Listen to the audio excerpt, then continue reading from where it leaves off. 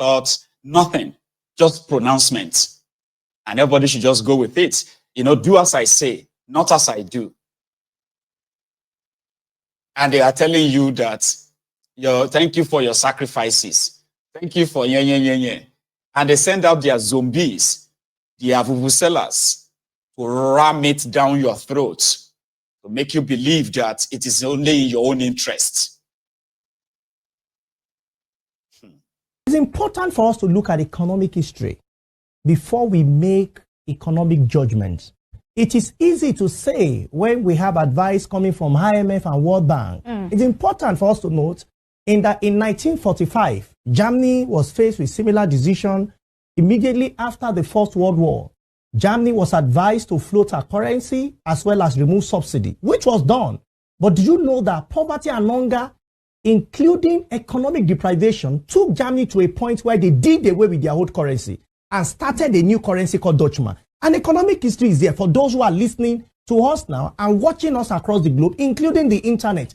Just Google what I'm telling you. 2, another country that was also faced with so much hardship and as well as subsidy removal and currency devaluation was Japan. Japan has suffered a lot of loss in the World War. Why? Hiroshima and Nagasaki. This country had to follow Germany immediately because of the economic concern. I give you the third one, which is even more recent. It was Russia. Russia in 1980, early 80s, had a leader just before Vladimir Putin. The leader felt what was important was the advice coming from this same institution, which includes World Bank and IMF. First, remove subsidy. Second, float the currency. Third, increase taxes in the name of tax reform. What Nigeria is looking at now, what happened? The country suffered and they felt without pain, you cannot have economic prosperity. Says who? Which pain is America going through? Which pain are other countries going through? People can die in pain. You can go through pain. People say at the end of the tunnel, there will be light. That is if you have light already. If you are talking, as you are talking in this studio, are we even sure that there is light? You understand? So I cannot agree with what does not agree with applied economy. There is economic theory. There is applied economics. And I take time often to ensure that information are made available to the public, first on the page of newspaper, in mass and credible media like yours, as well as my Twitter page called X. And it's important for people to read. Now, those are 3 countries. What did Vladimir Putin, what did he do? Because we need to look at people trial by success method, not trial by error. Absolutely. Vladimir Putin, on his first day in office, is important for us. Don't worry, sir.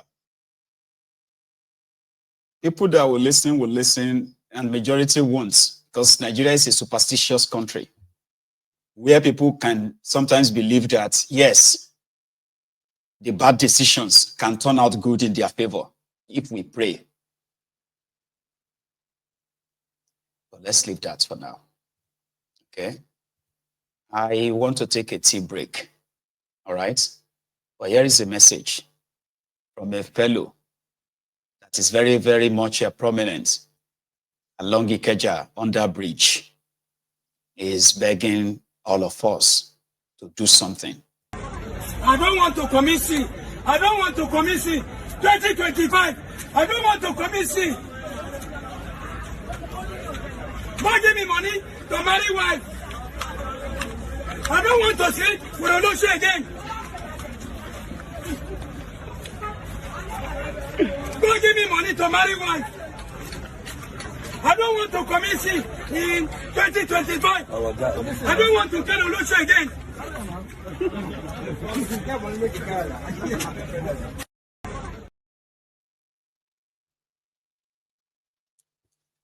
Give him money to marry wife. If you don't want him to commit sin and marry Olosho, if no one go to carry Olosho again.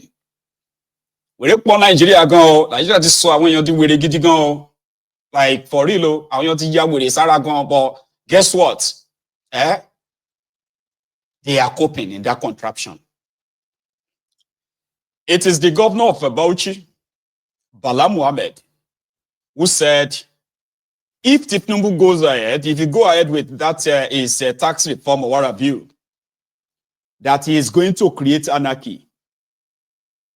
Anarchy looms. However, they have started attacking him. His paid vuvuzelas. They said he shouldn't be talking like that and he should apologize to Tifnubu, even though Tifnubu said, whether they like it or not, this 2025 tax reform is coming to be. You know? And there are those who believe when they said that 80% of people will not be paying taxes anymore because their salary, because they are going to be earning minimum wage. We don't get sense. So from what they are pushing, this is how they deceive you now. And once the thing begins to play out, you'll be wondering, how did you get here? Tifnubu said tax reform is not to make Nigeria better, or it's not to make your lives better. And it is not to tax the rich, as some of them are pushing it to you. It is not. It is to further impoverish you. And you go hear them, you go hear the way. According to them, if you are earning 800,000, except you are earning 800,000 naira in a year, you are not going to pay any tax, which is a lie. Value-added tax is going to go up this year. These criminals met the VAT at 3.5%. Today, VAT in Nigeria is 7.5%. It is expected to go up to 10% this year. And by 2026, it's expected to go up to 15%. And there's a chance that by 2027, it's going to go up to 20%. 20% simply means that meanwhile, that is just the VAT. There's another tax. This one is for those of you who are loading your phones. If you buy a recharge card, right? I don't know the name they give to it. I think it's called a telecom tax. That is going to go to 15%. What that means is that the cost of making a phone call is now going to go up. Let's say if they are charging you, how much is a minute? Let me start with that so that I can use that to explain it to you better. In Nigeria, how much is 1 minute phone call? Please help me. I'm going to read my comments quickly. How much? That's how I can explain it to you. If you're watching me from Nigeria, how much is a minute call? How much is a text message in Nigeria? If you send a text message, how much is that? 6 naira. Now, 50 kobo per second. No, don't use per second. Give me 50 seconds per second. 50 kobo per second is like how much? Oh, SMS is 4 naira. Okay. How much is a phone call? 1 minute. Please. Thank you very much. So, for example, your SMS is going to go up to 7 naira per SMS. Just so you know that one. It's almost like, it's like that one will go up to 7 naira per SMS. Your phone call, 15 kobo. 15 kobo per second. So 10 seconds is 150 kobo. So that's 1 naira 50 kobo. So 1 naira 50 kobo times times 6. So that is going to be, let's say, 333, 9 naira, Abi. Somewhere around that, Abi. 9 naira. 1 minute, Abi. Okay. So let's use that. Let's use that ratio. 9 naira per minute in Nigeria. Now, this year, from this January, you are going to hear the announcement very soon after this new year, January 4th, okay? You're going to hear the announcement that's going to be like 1 minute phone call in Nigeria is going to jump to 14 naira. Some people did the math. They said it's 14 naira 95 kobo. That is what 1 minute phone call will be.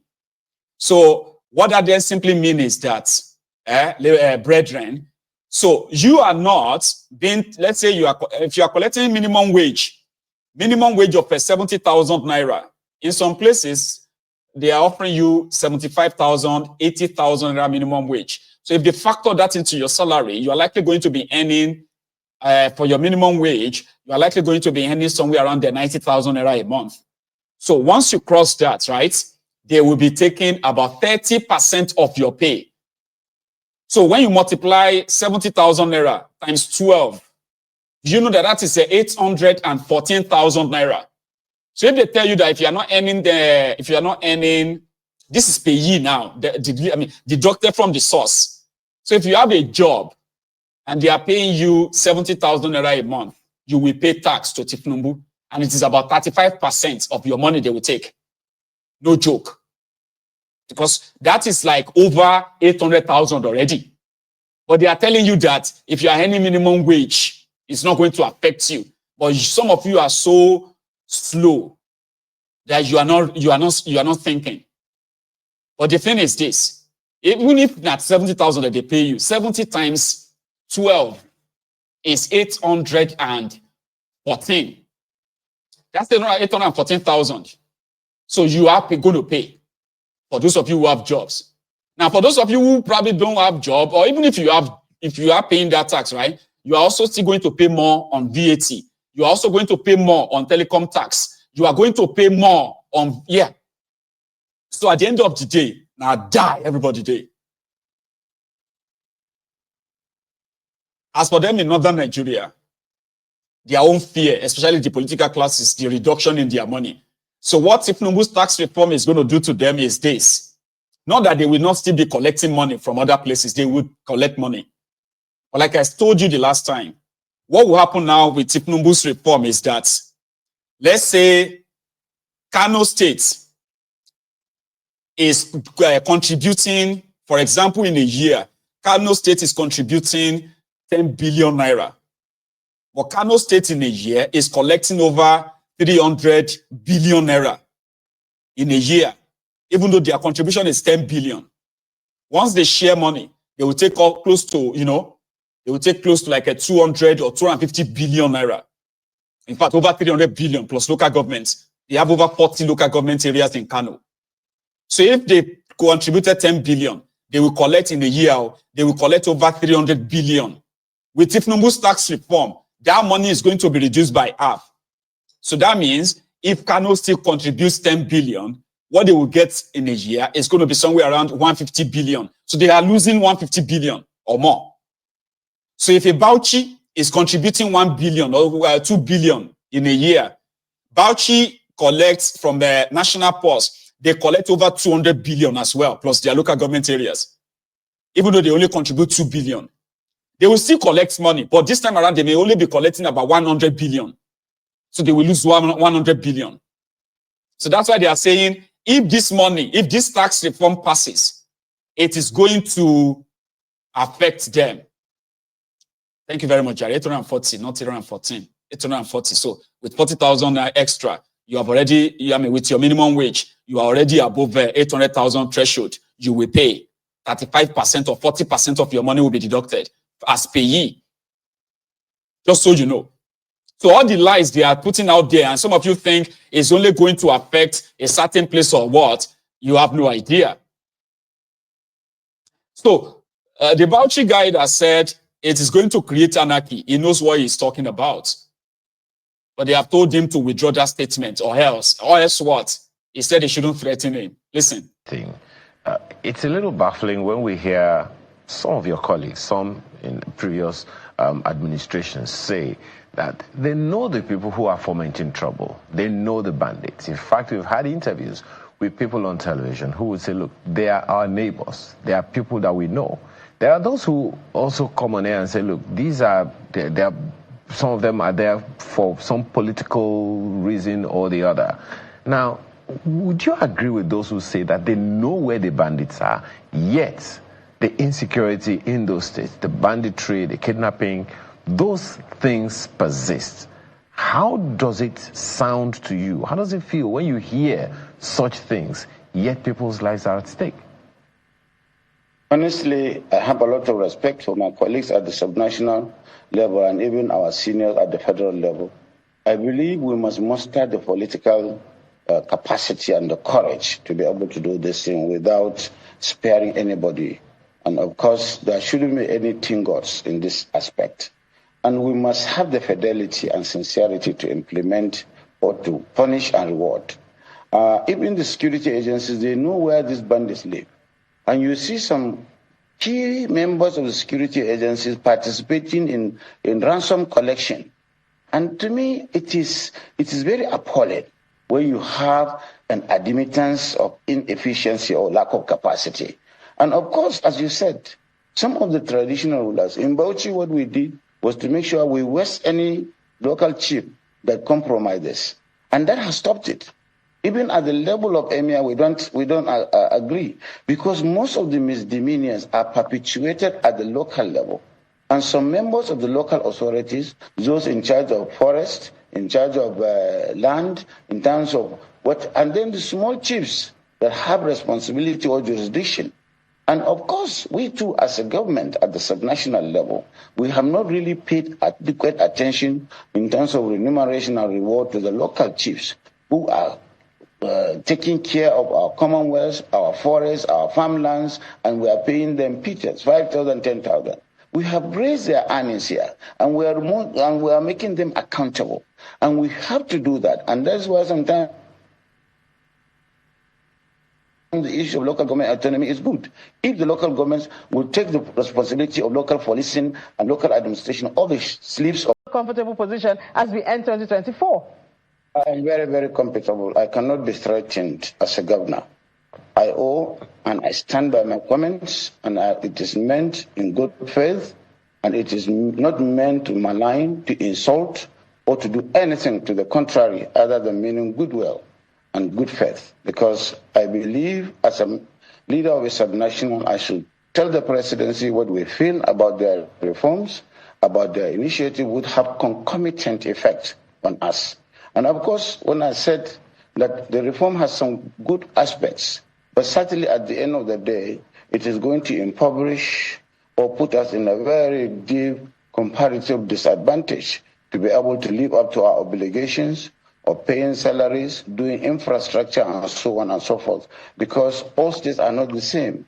And I will believe as a leader of the federation, and all of us are federating entities, they should listen to us, not to be arrogant and showing some elements of impunity that whatever happens, they will go ahead. And I think we must have the courage to humbly, with all humility and sincerity, say, please listen to Nigerians, listen to us, especially some of us that have apprehensions. And we have supported you from the beginning to come up with policies and programs that we believe are germane in changing the trajectory of leadership in Nigeria. But where we have fear, you should also give us a listening ear in terms of stakeholding and collaboration that is needed in the federation entities or Federation of Nigeria.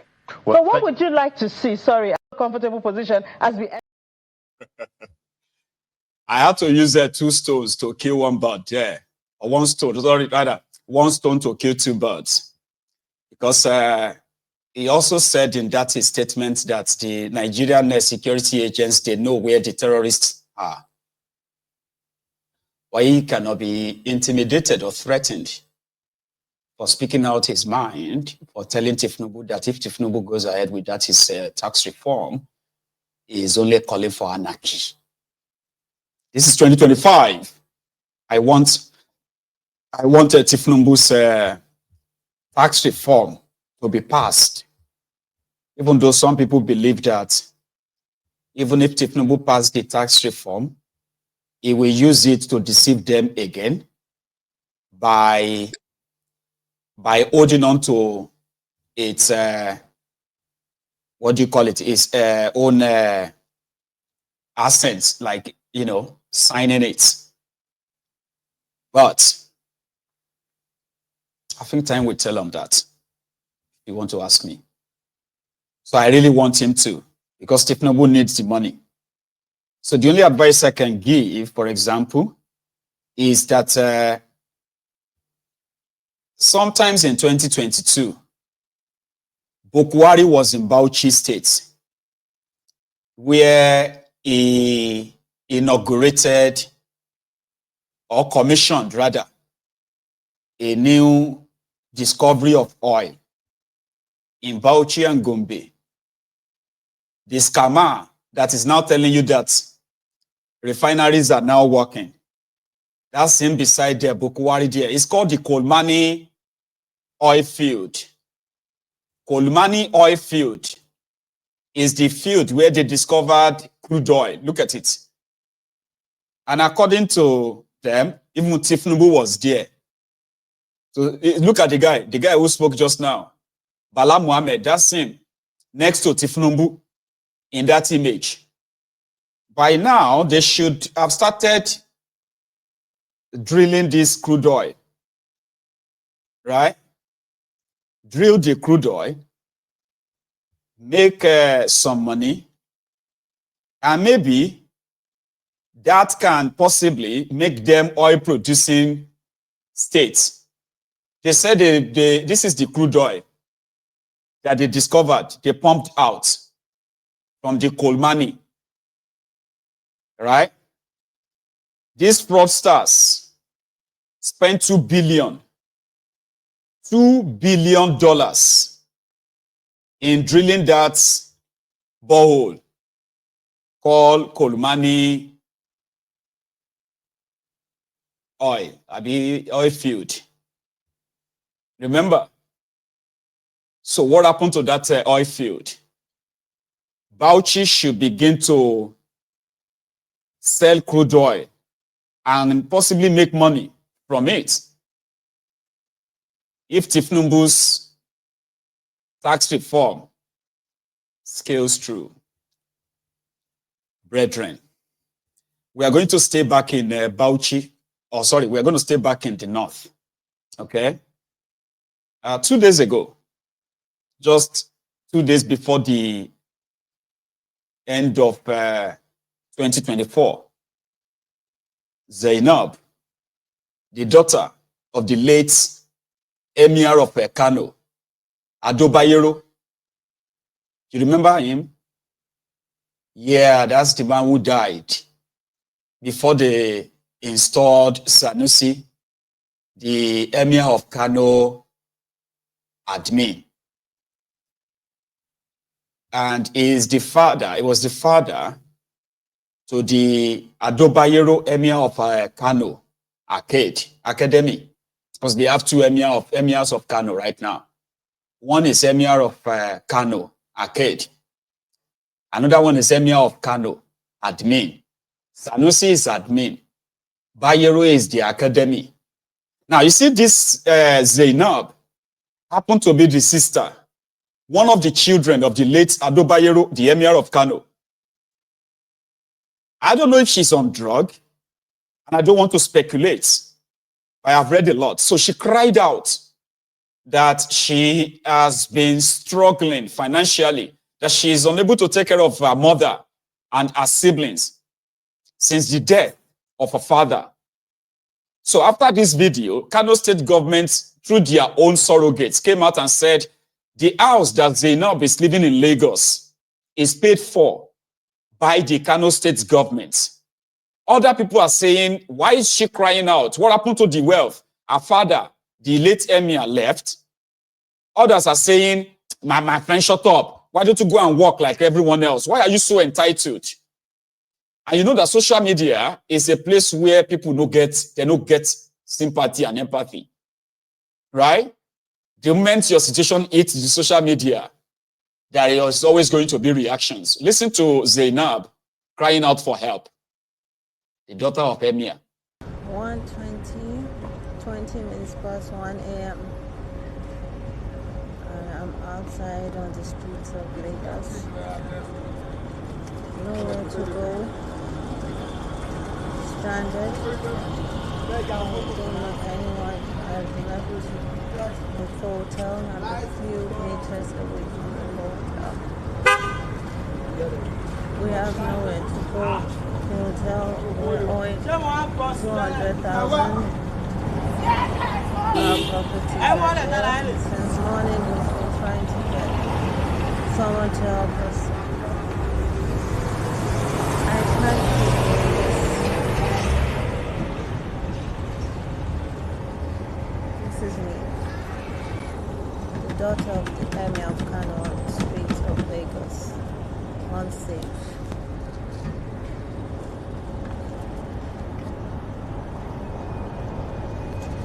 Stranded, no one cares if I live or die. No one owes me anything, fine. I at least deserve to feel safe, to be protected. My father left me with nothing, not an education, not a home, nothing. I tried to survive and that's why Prepare have made my life hell. I can't go on anymore. This is what they've turned me to. They've turned me into an orchard. They've turned me into a girl who has nothing. A girl who had so many dreams. I'm a woman now with nothing. No job, no degree, nothing, no home. Lost, stranded, no one to turn to, no family. The burden is too much on me. My mom and my junior brother dependent on me. I don't have any means to keep doing this. I don't know how to keep pushing to provide for them.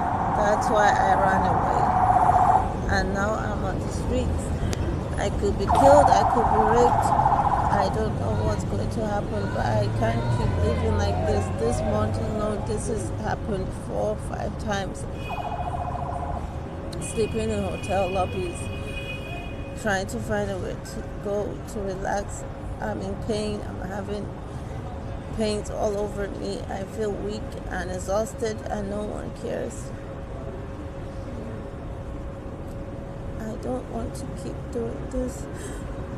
I can't keep living like this. I'm exhausted emotionally and physically, and I don't know what to do. I don't know who to turn to. I've spoken out in the media. I've pleaded with the president. I've pleaded with the governor. I've pleaded with the current Emir, their fathers.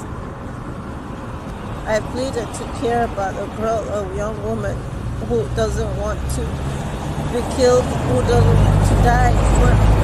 It's obvious that no one cares if I live or die, and I want to end it because I can't keep doing this.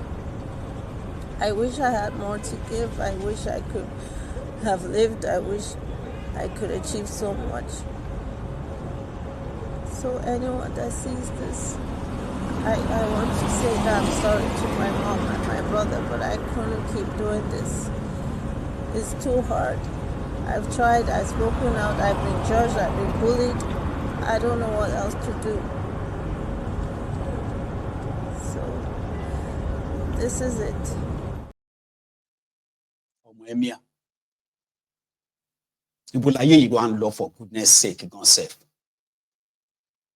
I have seen children of public office holders after their death, especially most of them in Nigeria where they have so many children.